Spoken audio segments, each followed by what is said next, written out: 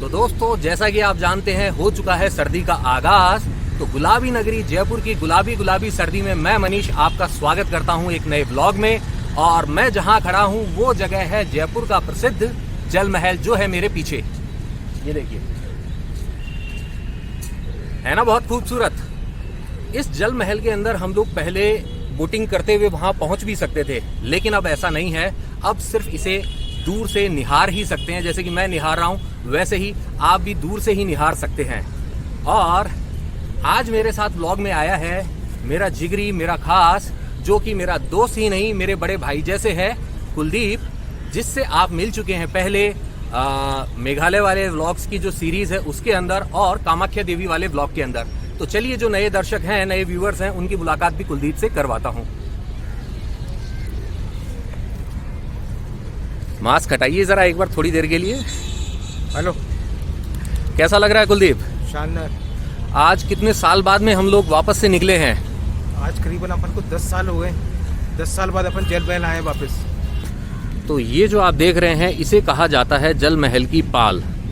और ये जल महल का जो नज़ारा है पूरा पूरा वो कुछ ऐसा है।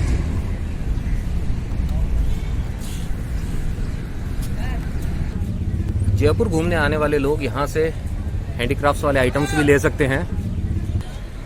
शाही सवारी का डिपिक्शन है ये। और दोस्तों, 10 साल पहले मैं और कुलदीप गए थे जयपुर की एक और ख़ास जगह, जहाँ से जयपुर का जो है मतलब बहुत शानदार व्यू दिखता है। और उसी जगह अब हम लोग जाने वाले हैं, और उस जगह का नाम है नाहरगढ़ फोर्ट। तो चलिए चलते हैं वहाँ। चलो। तो हम बढ़ चले हैं नाहरगढ़ फोर्ट की तरफ, जल महल से रवाना होकर। तो शुरू हो चुका है पहाड़ों का रास्ता, और इस टेढ़े मेढ़े रास्ते से हम गुजरते हुए पहुंचेंगे हमारी आज की मंजिल नाहरगढ़ फोर्ट, जिसे टाइगर फोर्ट के नाम से भी जाना जाता है। वैसे ये रास्ता हमें आमेर की तरफ भी लेके जाता है, लेकिन आमेर का रास्ता है वो एकदम सीधा वाला आगे वाला रास्ता है। और जयगढ़ नाहरगढ़ के लिए हम लोग यहाँ अभी मुड़ जाएंगे लेफ्ट हैंड साइड में। ये देखिए,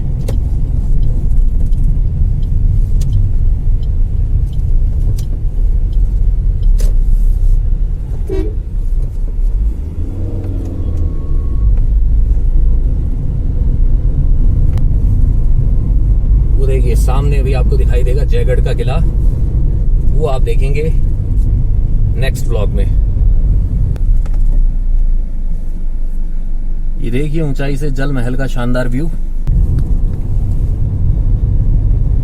तो दोस्तों, ये जो नाहरगढ़ वाला रास्ता है, नीचे से जहां से मैंने आपको बताया था हम लोग लेफ्ट मुड़े थे, वहां से किले तक की जो दूरी है ये 9 किलोमीटर की है, 9 किलोमीटर। और अब सामने देखिए आप, यहाँ से एक रास्ता ये जो जा रहा है राइट हैंड साइड में, ये जा रहा है जयगढ़ के किले की तरफ, और इस तरफ हम जाएंगे। ये है नाहरगढ़ दुर्ग का रास्ता। जी हाँ, ये देखिए।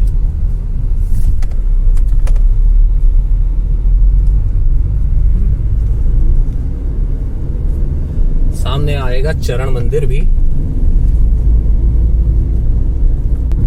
वैसे ये रास्ता बड़ा शानदार है, आपको ड्राइविंग का मजा तो आएगा इस पे, लेकिन फिर भी आपको स्पीड जो है कंट्रोल में ही रखनी है।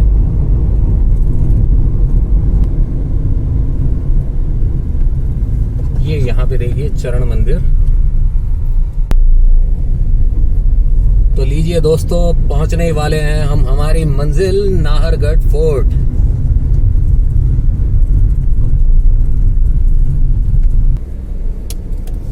कार पार्किंग के 50 रुपीज दिए हमने अभी, जैसा कि आप देख सकते हैं सामने। ये चार्जेस हैं कार व जीप के 50 रुपीज, स्कूटर व मोटरसाइकिल के हैं 10 रुपीज, और टेम्पो ट्रेवल बस के हैं 200 रुपीज।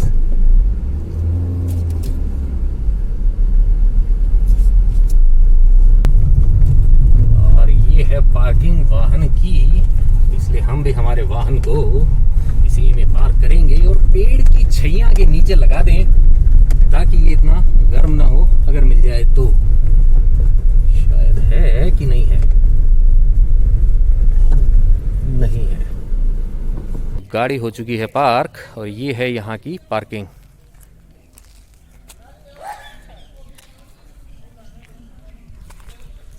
आइए चलते हैं किले की तरफ।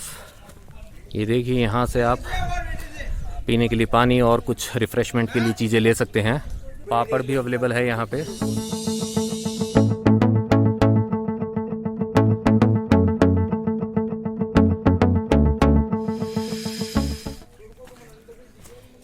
ये देखिए यहाँ पे अगर आप फ्री एंट्री का फ़ायदा लेना चाहते हैं तो ये जो 4 तारीख बताई गई हैं उस पे आपको यहाँ आना होगा। सबसे पहले हमें लेनी होगी टिकट और जाना होगा हमें टिकट विंडो की तरफ। और एंट्री टिकट्स की जो प्राइजेस हैं वो भी आप देख लीजिए। इंडियन टूरिस्ट जो कि मैं हूँ और कुलदीप हैं, हमारे लिए है 50 रुपीज़। इंडियन स्टूडेंट जो हम पहले हुआ करते थे उनके लिए है 5 रुपीज़। फ़ॉरेन वाले टूरिस्टों के लिए 200 रुपये और फ़ॉरेन वाले स्टूडेंट के लिए 25 रुपये। तो देखिए विद्यार्थी होने का फ़ायदा मिलता है, क्यों कुलदीप? अभी भी अपन विद्यार्थी हैं लेकिन ये लोग मानेंगे नहीं।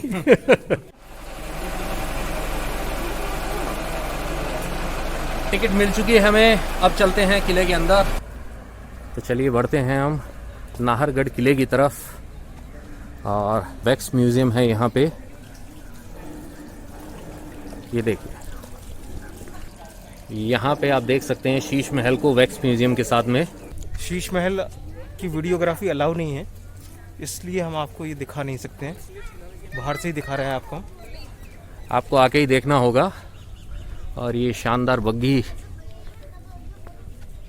तो दोस्तों अब हम जाने वाले हैं नाहरगढ़ के किले के अंदर।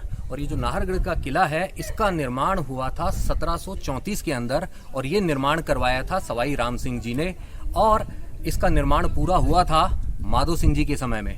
और माधो सिंह जी ने इसके अंदर अपनी 9 रानियों के लिए बनवाए थे 9 महल, बिल्कुल एक जैसे, जिनमें कोई फर्क नहीं था, ताकि रानियों में लड़ाइयाँ ना हो। तो आइए ज़रा आपको वो महल भी दिखाते हैं। तो ये जो नाहरगढ़ का किला है इसका नाम पहले नाहरगढ़ नहीं था। इसका नाम नाहरगढ़ होने की एक बहुत ही इंटरेस्टिंग स्टोरी है। जब इस किले का निर्माण शुरू किया गया था तब यह कहलाता था सुदर्शनगढ़। और जैसे ही इसका जो निर्माण हुआ करता था उस वक्त क्या होता था कि जितना निर्माण शाम को करके जाते थे और मॉर्निंग में आके देखते थे वो सारा निर्माण टूटा हुआ मिलता था, ध्वस्त रहता था। तो इस तरीके से किले का निर्माण नहीं हो पा रहा था। अब इस सिचुएशन में जब पूछा गया तो किसी ने बताया कि तांत्रिक की मदद ली, तो उन्होंने बताया कि इस जगह पे नाहर सिंह नाम का जो कोई व्यक्ति है, शायद वो इनके पुरखे थे या कोई और थे, उसकी जो आत्मा है वह नहीं चाहती है कि इस किले का नाम जो है सुदर्शनगढ़ हो, वह चाहती है कि इस किले का नाम उनके नाम पर हो। तो इसलिए इस किले का नाम जो है बाद में नाहरगढ़ रखा गया। और वो जो नाहर सिंह जी जो थे, या आप मान लीजिए नरसिंह जी जो थे, उनके लिए एक छोटा सा स्थान, मंदिर का स्थान यहाँ किले के अंदर पास में ही बनाया गया है। और मुख्य स्थान जो है वो आगरा रोड जो है जयपुर की, उस पे दिया गया है। तो इस तरीके से जैसे ही इसका नाम नाहरगढ़ रखा गया उसके बाद में इसका निर्माण कार्य जो है वो बिना किसी विघ्न के पूरा हो गया। इस तरीके से यह कहलाया नाहरगढ़। ऐसी ही और खास जानकारियां मैं आपको अंदर दूंगा, आइए। हाँ तो कुलदीप फाइनली नाहरगढ़ में आ गए हैं, कैसा लग रहा है? शानदार लग रहा है, बहुत सालों बाद आया हूँ। पुरानी यादें ताज़ा हो गई? वैसे तो मैं अभी 1 महीने पहले आया था, लेकिन ये कोरोना की वजह से बंद था, खुला हुआ नहीं था, तो बाहर से ही लौटना पड़ा था मेरे। लेकिन हम दोनों अभी जो साथ में आए हैं ये सालों बाद में आए हैं। और उस वक्त हमारा एक और जिगरी भी साथ में था, सुभनेश। उसे मिस कर रहे हैं हम थोड़ा। उसे मिस कर रहे हैं। मैंने सोचा था शायद उसको फ़ोन करूं और अब लेके चलूं, लेकिन वो हमेशा बिजी रहता है, इसलिए फिर मैंने उसको कॉल ही नहीं किया। जी हाँ, जो दोस्त जरूरत से ज़्यादा बिजी रहता है फिर उसके लिए हम यही मान के चलते हैं कि वो हमेशा बिजी ही है।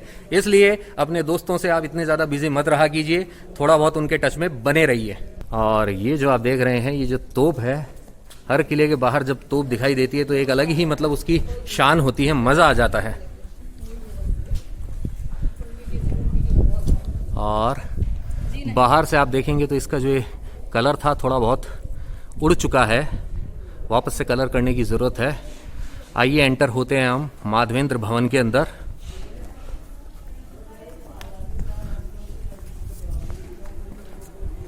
टिकट वापस से चेक करानी होगी, भाई साहब कर रहे हैं चेक।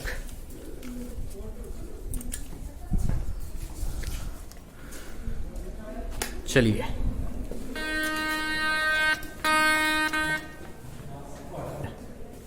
और इस तरीके से हम एंटर हो रहे हैं इस मेन चौक के अंदर।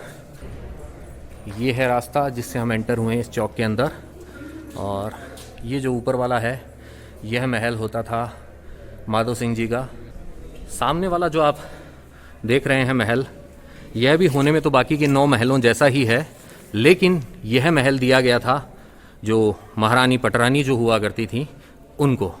और ये देखिए आप, हर महल का एक नाम है। चांद प्रकाश, आनंद प्रकाश, लक्ष्मी प्रकाश, ललित प्रकाश, जवाहर प्रकाश, खुशहाल प्रकाश, सूरज प्रकाश। तो दोस्तों अब हम एंटर हो चुके हैं 9 रानियों में से एक रानी के महल के अंदर। बाकी के सारे 9 महल जो हैं वो बिल्कुल सेम ही हैं ताकि रानियों में झगड़ा ना हो। ये देखिए, ये जो रंग आप देख रहे हैं ये पुराने रंग के ऊपर ही नया कलर जो है किया गया है। और ये जो फर्श है ये है ओरिजिनल है, इसके अंदर आज भी कुछ नहीं किया गया है। ये जो आप देख रहे हैं जैसे अभी नए तौर पे जो वापस प्रिंट किया गया है, तो इसमें जो भी यूज़ किया गया है कलर, वो सब वेजिटेबल कलर्स यूज़ किए गए हैं। और ये जो आप पिलर देख रहे हैं, ये वाले पिलर की बात चल रही है। 10 साल पहले फोटोग्राफर मैं था और हीरो ये था। और इसकी फोटोग्राफी जो मैंने करी है उसकी अब मेरी फोटोग्राफी की तारीफ करने का वक्त आ चुका है। तो देखिए कुछ फोटोग्राफ।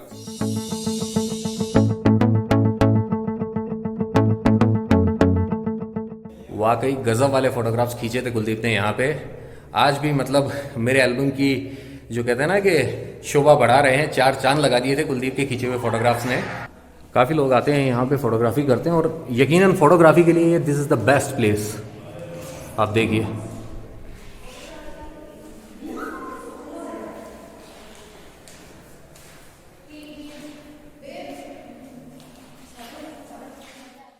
सबसे पहले मैं आपको दिखाना चाहूंगा इस महल का किचन कैसा होता था, रॉयल किचन। आइए आइए इधर आइए।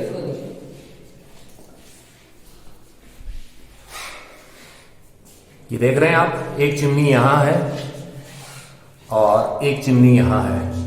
तो इस तरीके से इन दोनों चिमनियों में से जो धुआं था वह ऊपर निकल जाता था। और यह जो महल की नीचे वाली मंजिल है इसका उपयोग सर्दियों में किया जाता था, ऊपर वाली मंजिल का उपयोग गर्मियों में होता था। और अब आपको लेके चलते हैं महल के स्टोर रूम में, जो कि बिल्कुल किचन के अपोजिट में है।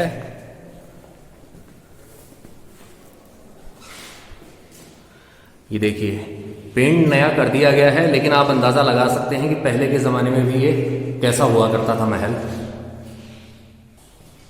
ये देखिए, ये दरवाजे वही पुराने दरवाजे हैं। और स्टोर रूम के पास में ही यहाँ पे एक जो कमरा है यह एक दासी का होता था और यह दूसरी दासी का होता था। आइए आपको दिखाते हैं पुराने ज़माने के टॉयलेट्स कैसे होते थे। तो ये देखिए, ऐसा होता था पुराने ज़माने का टॉयलेट।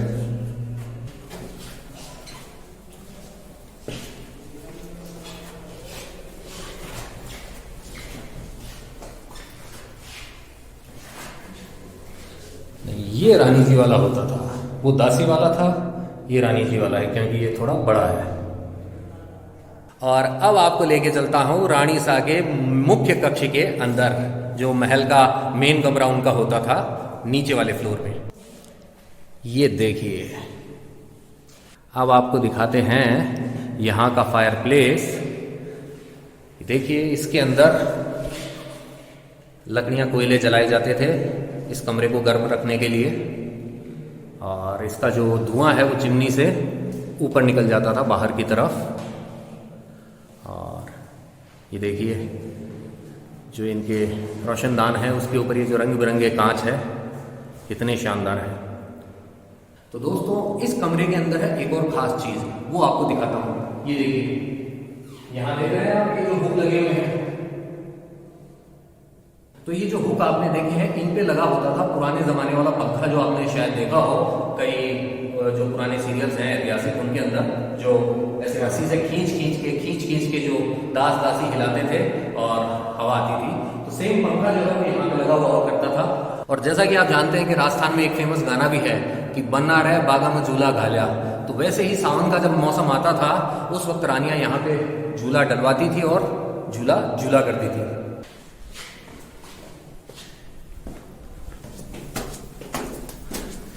अब सीढ़ियों से हम जा रहे हैं ऊपर की ओर, ऊपर वाली मंजिल में।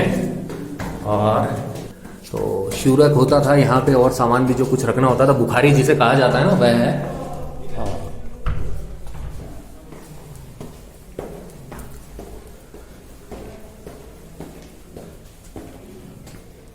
लीजिए, आ गए हैं हम छत पर, फर्स्ट फ्लोर पे, गर्मी वाले मेंशन के अंदर। तो यहाँ पे आप देख रहे हैं अभी फिलहाल शीशा लगा दिया गया है। यह पुराने ज़माने में नहीं हुआ करता था, पुराने ज़माने में यहाँ पे पर्दे ही हुआ करते थे। तो दोस्तों, ऊपर वाले इस मेंशन के अंदर है एक बहुत ही खास चीज़ जो आपको हर किसी महल में देखने को नहीं मिलेगी। जी हाँ, पुराने ज़माने में कहा जाता था कि दीवारें बोलती हैं। कैसे बोलती हैं, आइए आपको दिखाते हैं। आइए, ये जो आप देख रहे हैं यहाँ पे ये पोर्शन जो है, यहाँ पे अगर मैं ऐसे अगर कुछ कहूँगा, ये तो थोड़ा तेज है, मैं अगर बहुत धीरे से भी कुछ कहूँगा तो वो कहाँ सुनाई देगा, उस तरफ। तो अब मैं यहाँ पे कुछ बोलूँगा और भाई साहब वहाँ पे कान लगा के सुनेंगे, देखते हैं उन्हें सुनाई देता है कि नहीं।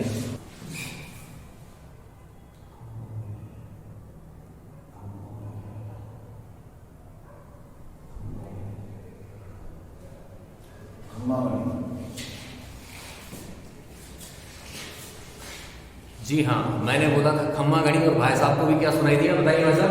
खम्मा घड़ी। अब हाँ, क्या सुनाई दिया मतलब? खम्मा घड़ी। देखा ना, हो गया प्रूफ, दीवारें बोलती है। जी हाँ, दीवारों के कान भी होते हैं, दीवारें बोलती भी है। हमारा इंडिया ऐसे ही ग्रेट नहीं बना है दोस्तों।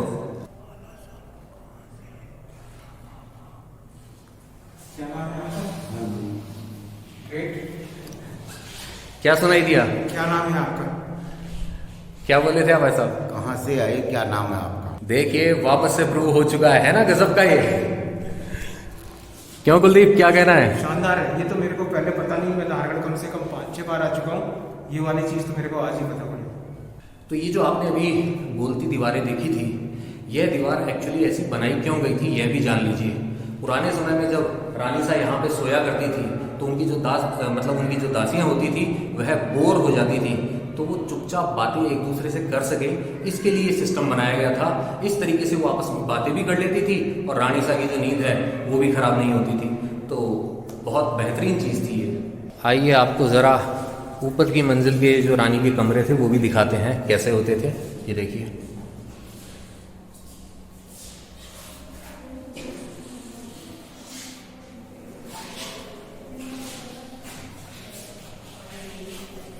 कैसा है कुलदीप?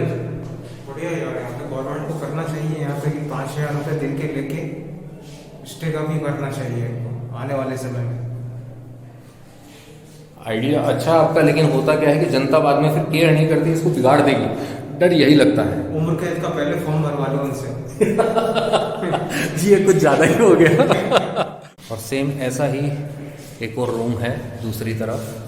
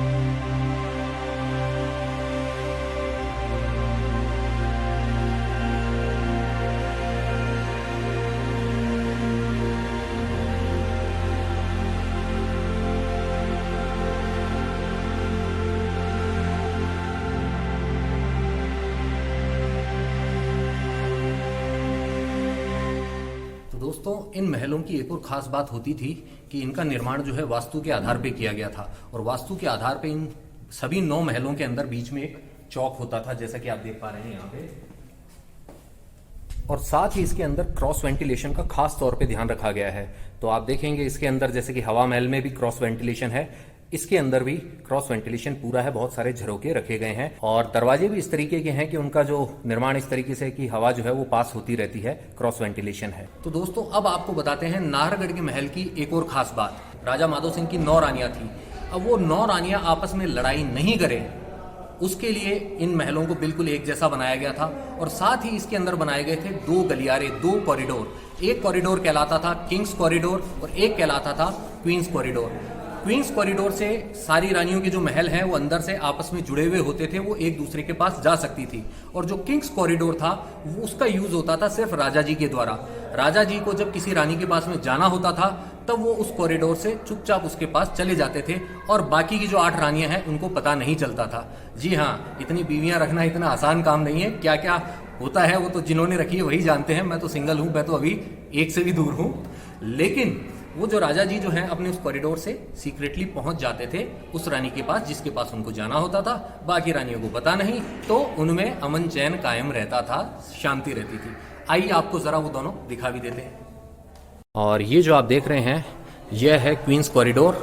ये इस महल से निकल के हम दूसरी रानी का जो महल है उसके अंदर जा रहे हैं हम। ये देखिए सेम वैसा का वैसा दूसरा महल है और इससे अब हम निकल के एक और अगले महल के अंदर चले जाते हैं।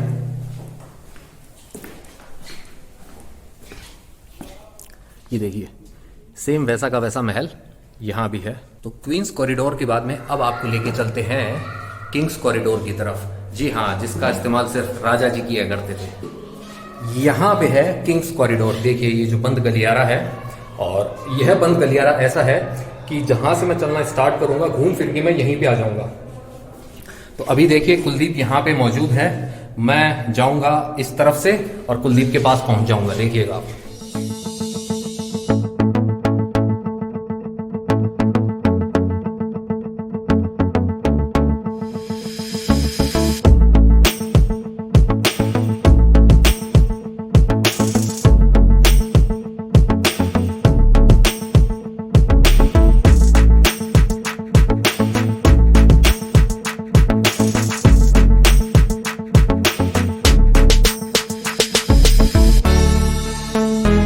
यह राजा जी का मुख्य कक्ष होता था, यहाँ पे वो भोजन किया करते थे।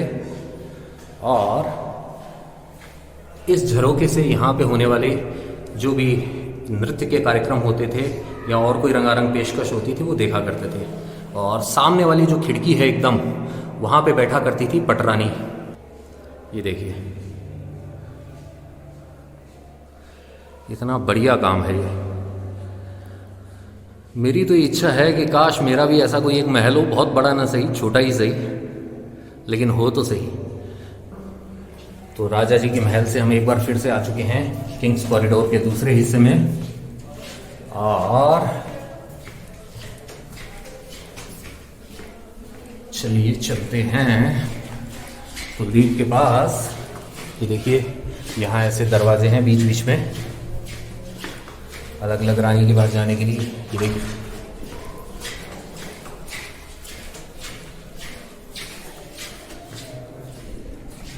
ये देखिए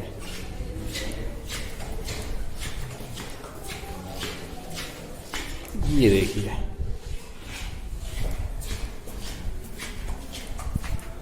और ये पहुंच गए हम कुलदीप के पास। घूम फिर के वहीं पे आ गए।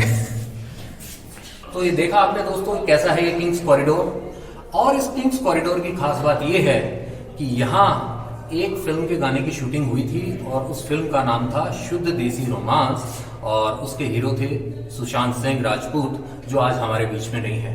दोस्तों यह बात उनसे जुड़ी हुई थी, इसलिए यह बात मैं आपको बताना ही चाहता था। यह झरोका है सबसे खास क्योंकि इसमें बैठा करती थी जो मुख्य महारानी जो हुआ करती थी वो। ये देखिए यहां से वो देखती थी होने वाले फंक्शंस को और सामने होते थे राजा जी और बाकी के जो झरोके हैं इनमें दूसरी रानियां जो हैं वो देखा करती थी। और इसी चौक से जुड़ी हुई एक और खास बात आपको बताना चाहता हूं कि इसी चौक के अंदर शूट हुआ था फिल्म हम साथ साथ है का गाना। मारा हिवड़ में नाचे मोर तत थैया थैया। क्यों भाई साहब? हाँ जी, सही बोला? बिल्कुल सही। तो देखा आपने यहाँ पे राजस्थान के अंदर, और राजस्थान में खास तौर पर जयपुर की जो ऐतिहासिक इमारतें हैं, यहाँ पे बहुत सारे फिल्म्स की, म्यूजिक एल्बम्स की शूटिंग्स हुई ही हैं। और एक वेब सीरीज थी आर्या, उसका भी एक जो इम्पोर्टेंट सीन है वो भी यहीं पे शूट हुआ था। मैं आपको बताता हूँ कौन सा वाला सीन था। जब उसके अंदर जो एक कैरेक्टर होता है शेखावत, जो प्ले किया था मनीष चौधरी ने, शेखावत के कैरेक्टर को यहाँ पे गोली मार दी जाती है। जी हाँ, वो है सीन, इंपॉर्टेंट सीन यहीं पे शूट हुआ था, नाहरगढ़ के किले में, किले के बाहर की तरफ, अंदर नहीं। तो कुलदीप, राजा जी ने कितना दिमाग लगाया था, देखा? आज की तारीख में दिमाग नहीं लगा सकते आप। कैमरे लगे हुए हैं अब। जी हाँ, सीसीटीवी कैमरास होते हैं। आज के टाइम पे आपका ये सिस्टम नहीं चलने वाला, इसलिए ऐसा कोई काम ना करें। अपनी जो एक वाइफ है उसी के साथ में आप खुश रहें। ज्यादा पंगे लेंगे तो आप उससे भी हाथ धो बैठेंगे। क्यों कुलदीप? और क्या। तो आइए अब चलते हैं छत की तरफ, वहां से दिखाते हैं आपको जयपुर का शानदार नजारा। और ये देखिए कितनी संकरी संकरी सीढ़ियां हैं ये, कि एक बार में एक बंदा ही अंदर जा सकता है। पहले के राजा रानी कितने फिट होते थे। और सबसे खास बात है, और ऐसा इसलिए किया जाता था कि अगर कोई अटैक करे भी तो बहुत सारे सैनिक एक साथ ज्यादा ना आ सके। ये देखिए आप,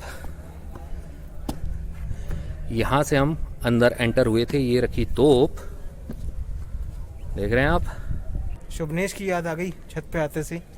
जैसा कि कुलदीप ने अभी कहा कि हम दोनों ही मिस कर रहे हैं हमारे एक दोस्त शुभनेश को, जो कि लास्ट टाइम हमारे साथ में था। हम तीनों की एक फोटो भी है, वो ये देखिए आप।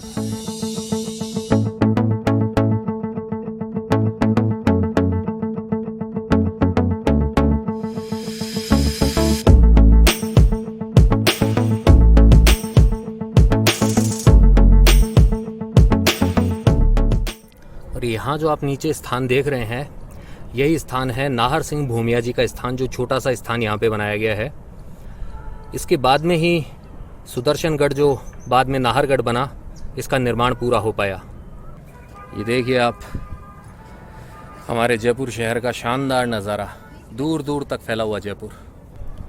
ये देखिए सामने ताल कटोरा है, चौगान स्टेडियम है, और आगे जंतर मंतर है। जंतर मंतर आप देखेंगे जल्दी किसी एक और ब्लॉग के अंदर। इस छत पर मेरे और भी कई फोटोग्राफ्स हैं, मैं जो आपको दिखाता हूं, जब मैं पहले आया था।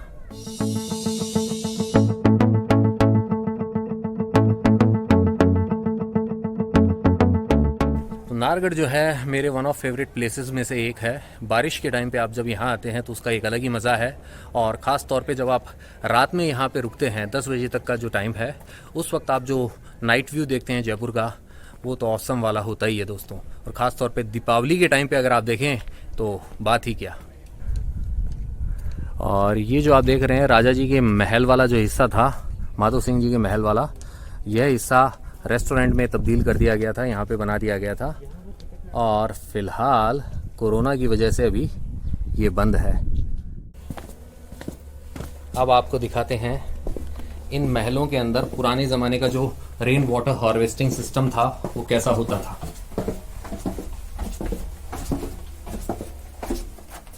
पहाड़ों पर बना होने के कारण यह जो किला है, इसके अंदर वाटर के, जल के ज़्यादा स्रोत नहीं थे। जो मुख्य स्रोत था वह था वर्षा का पानी, और उसे कैसे इकट्ठा किया जाता था, पीने लायक कैसे रखा जाता था, यह आपको अब बताते हैं। ये जो जालियां हैं, ये यहाँ के रेन वाटर हार्वेस्टिंग सिस्टम का हिस्सा है। जो बारिश का पानी होता था वो इन जालियों के थ्रू इकट्ठा होता था और नालियों के थ्रू पहुँच जाता था मुख्य बावड़ियाँ जो होती थी उनके अंदर। वो जो 3 बावड़ियाँ जो यहाँ के जल का स्रोत रही है, जहाँ पे न सिर्फ इस महल का पानी जाके इकट्ठा होता था बारिश वाला, बाकी जो पहाड़ियों का पानी भी इकट्ठा होके आता था। चलिए अब आपको वो दिखाते हैं। तो दोस्तों, नाहरगढ़ फोर्ट के माधवेंद्र भवन से हम लोग बाहर आ चुके हैं, और इसके जस्ट बाहर ही है 2 बावड़ियाँ। जी हाँ, यहाँ नाहरगढ़ फोर्ट के अंदर 3 बावड़ियाँ बनाई गई थी, जिनके अंदर जो बारिश का पानी इकट्ठा होता था और यहाँ रहने वाले सभी लोगों का जो डेली रूटीन था उसी पे डिपेंड करता था। तो वो जो 2 बावड़ियाँ हैं वो तो बिल्कुल आप देख सकते हैं यहीं पे है। बेसिकली ये जो बावड़ियाँ थी, इनके अंदर सिस्टम ऐसा था कि जो बारिश का पानी आता था अपने साथ में मिट्टी और थोड़ी गंदगी भी लेके आता था। तो उस गंदगी को कैसे उस पानी से दूर किया जाता था, यह एक बहुत ही बेहतरीन सिस्टम था। आइए आपको वो भी बताते हैं। ये जो नालियाँ हैं, इनसे पानी बहता हुआ आता था और इस तरीके से यहाँ जो ये बना हुआ है एक चैम्बर, इसके अंदर गिरता था। ये चैम्बर थोड़ा सा गहरा है, इसलिए बनाया गया है ताकि जो मिट्टी और जो गंदगी है वह नीचे बैठ जाए और वो जो बाकी का पानी है इस सामने वाले नाले से आगे साफ होकर इस टांके में पहुंच जाए। ये देखिए अंडरग्राउंड ये जो नालियां बनी हुई है उनसे आता है बारिश का पानी और फिर घूम फिर के पहुंच जाता है इस बावड़ी, इस टांके के अंदर। ये देखिए आप, है ना बहुत ही खूबसूरत। तो चलिए अब आपको बताते हैं नाहर सिंह जी का वो जो मंदिर है, छोटा सा वो जो स्थान है वो कैसा है।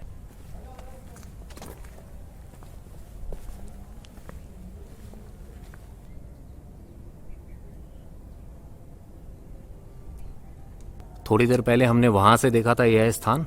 तो चलिए अब आपको लेके चलते हैं सनसेट पॉइंट की तरफ। सनसेट का नज़ारा तो नहीं देख पाएंगे लेकिन सनसेट पॉइंट तो हम देख ही सकते हैं। तो ये जो सनसेट पॉइंट वाला जो रास्ता है यह यहाँ के दुर्ग कैफेटेरिया पड़ाव जो है नाहरगढ़ का, इसकी तरफ भी जाता है और इसकी टाइमिंग है 10 o'clock से 10:30 PM।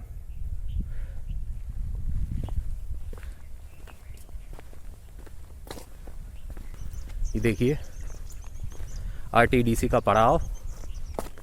तो लीजिए हम पहुंच गए हैं सनसेट पॉइंट पर।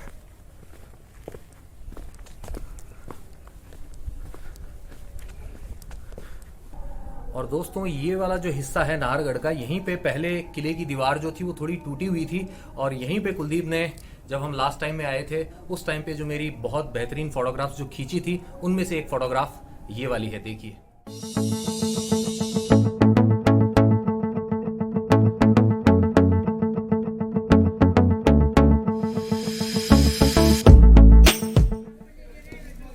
तो दोस्तों नाहरगढ़ का जो किला था, माधवेंद्र भवन था, उससे एक बार हम लोग बाहर आ चुके हैं। 2 बावड़ियां आप देख चुके हैं, एक छोटी वाली थी और एक बड़ी वाली थी। अब आपको दिखाते हैं तीसरी वाली बावड़ी जो इससे बाहर इसके पास में ही स्थित है और वहीं पे वो शूट हुआ था गाना, फेमस गाना रंग दे बसंती का, मस्ती की पाठशाला। जी हाँ, वो मस्ती की पाठशाला। स्टेप मुझे नहीं आती है पूरी क्योंकि मैं डांस में अच्छा नहीं हूँ और कुलदीप भी अच्छा नहीं है, वरना मैं उससे भी डांस करवा के दिखा देता। और वहाँ जाने से पहले दोस्तों एक बात आपसे और कहना चाहता था मैं कि जैसा कि मैंने आपको कहा था कि अंताक्षरी वाला व्लॉग भी मैं कभी लेके आऊँगा, लेकिन वो कब आएगा वो अभी डिसाइडेड नहीं है। तो मैंने सोचा क्यों ना आपके साथ में एक बढ़िया सा गेम खेला जाए। अंताक्षरी न सही, मैं आपको हर व्लॉग के अंदर एक वर्ड बताऊंगा और उस वर्ड से आपको कोई भी जो गाना आता है वो आपको कमेंट्स के जरिए मुझे बताना होगा। वीडियो पूरा देखना है, अभी मत लिखने लग जाइएगा। वो वर्ड है आज आपका नैना। जी हाँ, नैना वर्ड से आपको जो भी गाना ध्यान में आता है आज आपको वो लिखना है। मुझे जो गाना ध्यान में आ रहा है वो है मिथुन दा का गाना कि नैना तेरे नैनों की गलियों में मुझको बसा ले। बहुत पुराना गाना है, आप में से बहुत कम लोगों ने सुना होगा। कोई बात नहीं, आप अपनी पसंद का गाना इस वर्ड से जो भी है वो कमेंट में ज़रूर लिखिएगा, लेकिन वीडियो पूरा होने के बाद। अब आप जो देख रहे हैं ये है मसाला पापड़, इसका मज़ा लेने वाले हैं हम दोनों। ये खाएंगे अब मसाला पापड़ और जो लेगा पंगे उसको देंगे झापड़। सही जवाब। राइमिंग में बात करने का एक अलग ही मजा है। हम हकीकत में किसी को झापड़ नहीं मारने वाले हैं। जहाँ पे अब ये नाहरगढ़ का किला आपने देखा है, यह जगह पहले जयपुर के राजाओं की शिकारगाह हुआ करती थी। वो लोग यहाँ पे शिकार खेलने के लिए आया करते थे। उस टाइम पे यहाँ पे बघेरे वगैरह काफी हुआ करते थे। तो चलिए अब आपको लेके चलते हैं तीसरी बावड़ी की तरफ और उसका रास्ता है ये। और आपके साथ में कुलदीप भी ये बावड़ी फर्स्ट टाइम देखेगा अभी। क्यों कुलदीप? मैं तो अभी तक जो पिछली बावड़ी आपको दिखाई थी वही सोच रहा था कि आमिर खान वाली पिक्चर रंग दे बसंती यही शूट हुई थी। आज पता पड़ रहा है कि अब जो जा रहा है वो है। दिख रही है बावड़ी, इसको अभी आपको अच्छे तरीके से दिखाएंगे। हम भी वैसे यहाँ कार से आ सकते थे लेकिन ये कुछ कदमों की दूरी पे है, इसलिए हमने वॉक करना ही बेहतर समझा। इसी बहाने थोड़ा पैदल चलना हो जाता है। और ये एक छोटा सा मंदिर है यहाँ पे।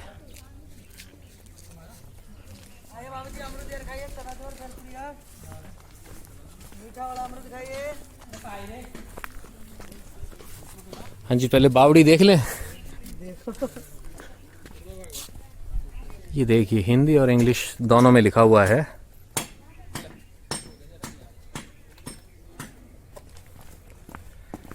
थोड़ी ढलान है तो धीरे धीरे संभल के चलना पड़ रहा है इस पे। क्या कहना है कुलदीप? मस्त मस्त बावड़ी है ये। और ये हम लोगों ने जो आभानेरी की बावड़ी देखी थी उससे बिल्कुल डिफरेंट है एकदम। उसका एक अलग मजा है। उसका अपना एक अलग मजा है और इसका अपना एक अलग मजा है। ये देखिए, आप भी देखिए, दिख रही है आपको कितनी बड़ी है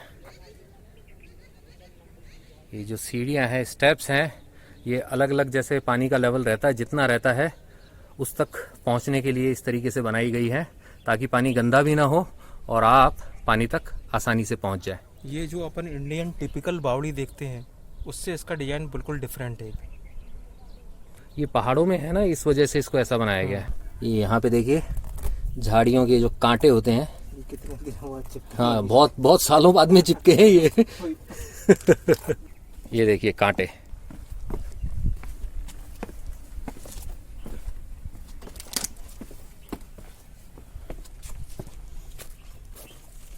उत्तरिया डीजे, हाँ डीजे ने यहीं पे डांस किया था याद आया याद आया। ना कोई पढ़ने वाला ना कोई लिखने वाला, ये पाठशाला अपनी मस्ती की पाठशाला। जी हाँ, ये पाठशाला है नारगढ़ की पाठशाला जो हमें सबक सिखाती है कि हमें जल का संग्रहण करना चाहिए, पानी को बचाना चाहिए, क्योंकि जल है तो कल है।